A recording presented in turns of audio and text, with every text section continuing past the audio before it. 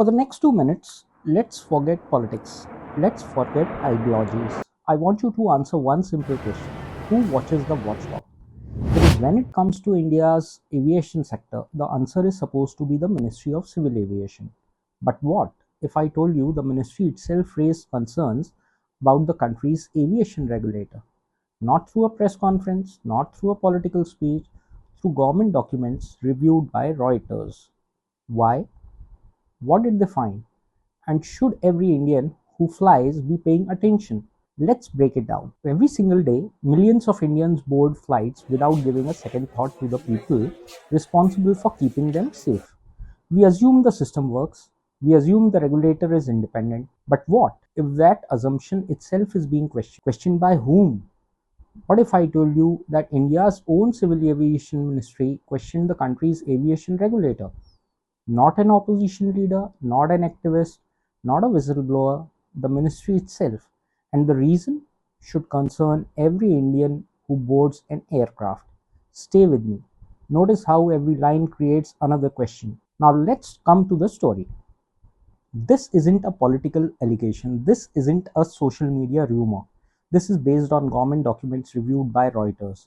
And what those documents reveal raises an important question about India's aviation regulator. Here's what happened. The Director General of Civil Aviation, the DGCA, is India's aviation watchdog. Its job is simple but very critical. It regulates airlines, it certifies aircraft and pilots, it enforces safety standards, and ultimately it's responsible for ensuring that the skies remain safe for millions of passengers.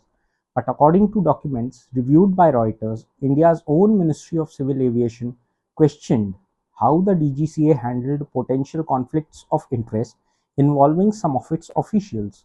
The issue wasn't merely that relatives of DGCA officials worked in the aviation industry. The concern was whether sufficient safeguards existed to ensure that regulatory decisions remained completely independent. According to Reuters, dozens of DGCA officials disclosed that close family members were employed across different aviation companies. The ministry reportedly examined whether disclosure alone was enough or whether stronger conflict of interest safeguards were required. Why is this important? Because regulators don't simply have to be fair, they also have to be seen as fair. The public confidence depends not only on the integrity of decisions but also on the processes behind them. Imagine a referee whose close family members plays for one of the competing teams. Even if the referee is completely honest, people will naturally ask whether enough safeguards exist to eliminate any possibility or perception of bias. That is why conflict of interest policies exist across the world. Now it's equally important to understand the other side. According to Reuters, the DGCA maintained that officials complied with disclosure requirements and that existing procedures, including recusals, where applicable, were consistent with the rules. So this is not a story about proven wrongdoing.